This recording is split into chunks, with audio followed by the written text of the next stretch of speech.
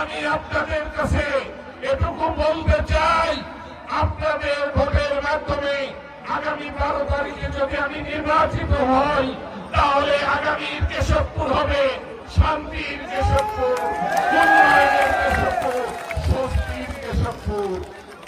প্রিয় ভাই ও বোনেরা, আমি বিশেষ করে সনাতন ধর্মের ভাই ও বোনদের উদ্দেশ্যে বলতে চাই, আপনারা অনেক সময় অনেক কিছুতে ভীত হন, আপনারা ভীত হবেন না।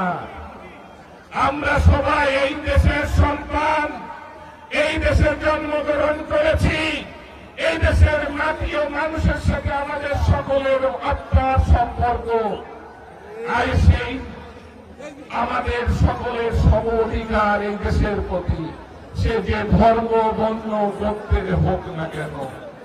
আমি আপনাদের আশ্বস্ত করতে চাই, আপনারা আমাকে নির্বাচিত করলে আমি এই কেশবপুরকে শান্তির কেশবপুর প্রতিষ্ঠিত করব, আপনাদের নিরাপত্তা বিধান করব। পাশাপাশি আমি এই দলিত সম্প্রদায় ভাই, মতুয়া সম্প্রদায়ের ভাইদের সাথে নিয়ে আমি শান্তির কেশবপুর গঠন করব ইনশাআল্লাহ।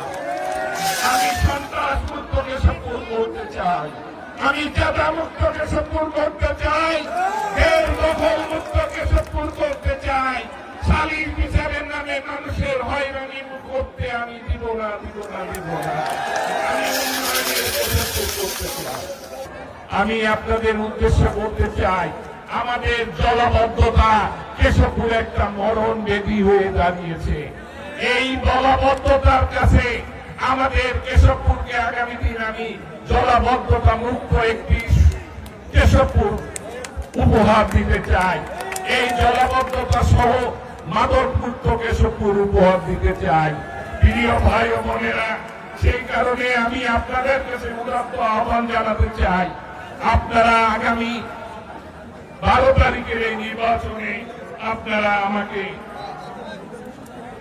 ভোট দিবেন এবং জয়যুক্ত করবেন। আমি বলতে চাই, বিএনপি মানে অসাম্প্রদায়িক চেতনায় বিশ্বাসী, বিএনপি মানে উন্নয়নের রাজনীতি করে, বিএনপি কথা দেয় না, কাজে বিশ্বাসী। আমরা একটি নিরাপদ কেশবপুর, কর্মসংস্থান মুক্ত কেশবপুর, ন্যায় মানবিক ভিত্তিমূলক কেশবপুর বলতে চাই। আপনাদের সমর্থন ও দোয়া চাই, আশীর্বাদ চাই।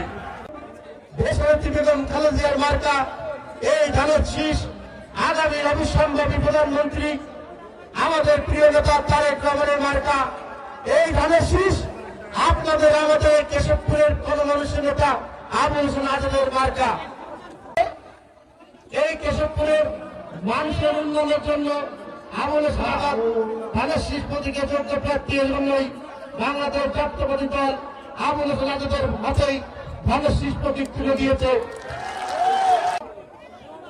আমি আপনাদের কাছে অনুরোধ করব, আগামী 12ই ফেব্রুয়ারি আপনারা সকলে ফজরের নামাজের পরেই আপনারা ভোট কেন্দ্রে যাবেন এবং ধানের শীষের প্রতীকে ভোট দিয়ে ধানের শীষ প্রতীককে বিজয় করবেন ইনশাআল্লাহ।